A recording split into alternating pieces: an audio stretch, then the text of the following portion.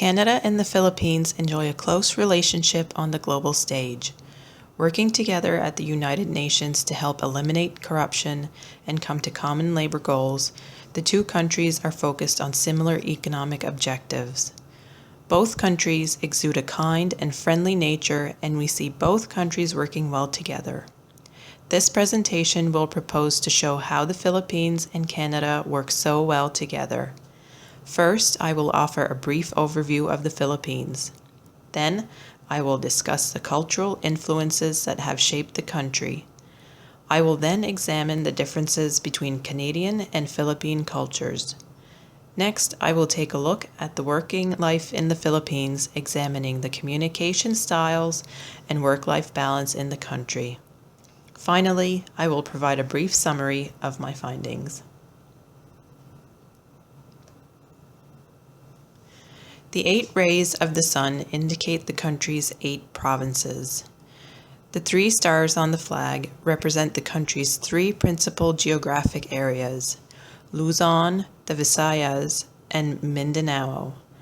To complete the symbolism of the flag, the red stripe represents courage and bravery, and the blue stripe is for noble ideals.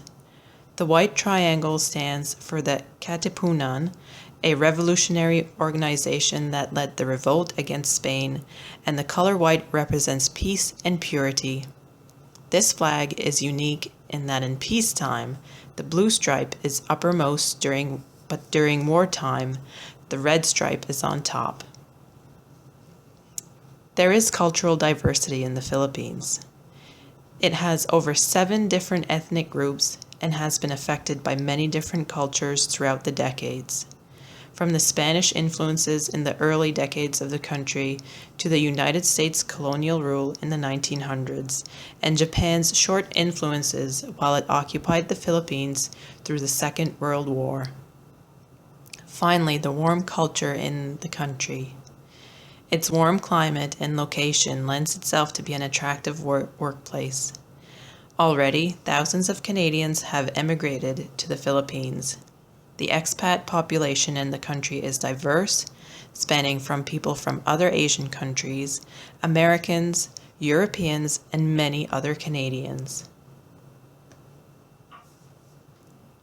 The country is ranked 76th out of 186 economies in the Heritage Foundation Index of Economic Freedom. This is an indication that the Philippines are an emerging market, but have worked hard at building some economic freedoms. Its unemployment rate is slowly decreasing, with IMF projections seeing its decline to 5.6% by 2020. With over 170 different languages, the country is rich in dialect and is pushing initiatives on maintaining its heritage. English and Tagalog are the most commonly spoken languages, and children are taught both in school. As English is one of Canada's official languages, there is little to no language barrier with doing business in the Philippines. If not anything, it is an opportunity for Canadians to learn other languages through the Philippine culture. Both Canada and the Philippines are familiar with the agriculture and farming sectors. Having this common ground allows both countries to learn new techniques in processing or manufacturing these products. The culture in the Philippines is very friendly, and they allow a lot of leniency with outsiders. They respect superiors no matter of whether they are locals or expats. Women are highly regarded in the country and are often seen on the political platform and in high-level positions. Spain occupied the Philippines from 1565 to 1898. It lived a short independence with the Philippine Revolutionary Forces before it was acquired by the United States that same year. Japan occupied the Philippines for a short time during the Second World War, and the country finally gained its full independence in 1946. Despite the long occupation from Spain, there is little Spanish language still spoken in the region. Where Spain made its biggest influence in the Philippines is with religion. Filipinos are well known to defend their Catholic faith. The United States made the biggest impact on language. English is one of two main languages in the Philippines. Both business and education are conducted in English and Tagalog. Contracts are also written up in English. Japan occupied the Philippines for such a short time, their influence is limited. However, the country's cuisine is heavily influenced by Japan, China, and India. Their use of noodles, rice, seafood, and spices reflect other Asian countries' cuisine. Many similarities exist between Canadian and Philippines culture. Much like in Canada, Filipinos are happy to make new friends and love to talk about their families. Women have an equal role in both the political and business platforms. This chart demonstrates the similarities and differences between Canada and the Philippines based on Hofstede's value dimensions. As we can see in the diagram, where Canada and the Philippines differentiate the most is with power distance and individualism. In Canada, the low score in power distance value dimension is an indication that an autocratic management style is acceptable. Value is placed on equality of work regardless of position held. The Philippines still operate on a more democratic management system where organizations are structured in a more hierarchic method. Canadian businesses looking to emerge in the Philippine market need to take great consideration on how they structure the work environment. This is also mirrored in the individualism value dimension. The Philippine culture scores low on the chart, indicating more a sense of collectivism. That is to say, the organization is more focused on group goals. As Dubresky indicates, the society valorizes harmony and saving face, where individualistic cultures generally emphasize self-respect, autonomy, and independence. The Canadian culture is more focused on independence and self-promotion. Where Canada and the Philippines understand each other is in the uncertainty avoidance value dimension. Both countries are indicated on the chart of scoring in the 40s. This demonstrates their desire for stability and their balanced approach at risk. Canada and the Philippines differ also in communication styles. The Philippine culture tends to be more polychronic than the Canadian culture. It is important for Canadian managers and business people to understand that Filipinos value the conversation and are sometimes distracted by many things. Canadians tend to be more focused and will complete the task at hand on the established deadline. Filipino culture also uses a lot of nonverbal cues, such as raising an eyebrow or lifting the head upward slightly to indicate yes.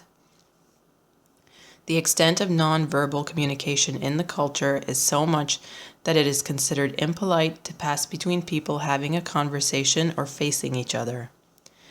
This is indicative of a high-context culture, as communication is not as direct and explicit as Canadian communication. Filipino culture is very family-oriented. Thus, they are focused on balancing work and leisure time. The typical workday is from 9 a.m. to 5 p.m., and many religious holidays are observed. Working on the Sunday is considered both a religious and family day. It is also not uncommon to see the male parents stay at home with the children while the mother goes to work overseas. Any dollars made in the other countries are generally sent back to the family to help improve the life of the whole group instead of making life better for just the person who is away.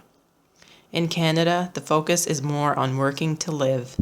Family is important in Canadian culture, but it seems to take more precedence in Filipino culture. Many festivals are celebrated in the Philippines as well, marked by traditional dance, food, and singing of local ethnic groups. Filipinos celebrate their cultural diversity year-round. Although there are many differences with Filipino culture than Canadian culture, many aspects of the business world match up to encourage a harmonious working relationship between both countries. The fact that both countries have similar scoring on the uncertainty avoidance and the masculinity value dimensions indicates that on a risk level, both countries are prepared to maintain stability, and one culture will respect the other enough to not overtake him. Both countries appreciate a work-life balance, and there should be fewer conflicts regarding timing and deadlines. The Philippines' emerging market allows Canada to establish a great working relationship. As stated previously, many Canadians are finding that living and working in the Philippines as expats is the way to go. With the unemployment rate decreasing every year, it makes for a promising business environment for Canadians to establish themselves. That, coupled with the warm climate and friendly culture, gives Canadian business a great opportunity to grow globally. Language can be one of the largest barriers to conducting business in other countries. English is the language of business in the Philippines. Canadians would be cautioned to also learn Tagalog, as it is the second main language in the Philippines. It is also important to reiterate that nonverbal communication in Filipino culture is complex. A slight nod or purse of lips can indicate approval or disapproval. Recognizing and understanding these small cues would be in a Canadian's best interest. Another note to Canadian business would be to respect the level of which Filipinos practice their religion. Asking a Filipino to work on a Sunday or Christmas Day may be unacceptable in the country. Work schedules and deadlines should be planned accordingly. Canadians would benefit from learning the work-life balance from the Philippine culture. Attention and appreciation for different ethnic groups is a great lesson for Canadians looking to learn about others. The country is also rich in dialect and language. There are many personal growth opportunities for Canadians in the Philippines. Thanks for watching my presentation.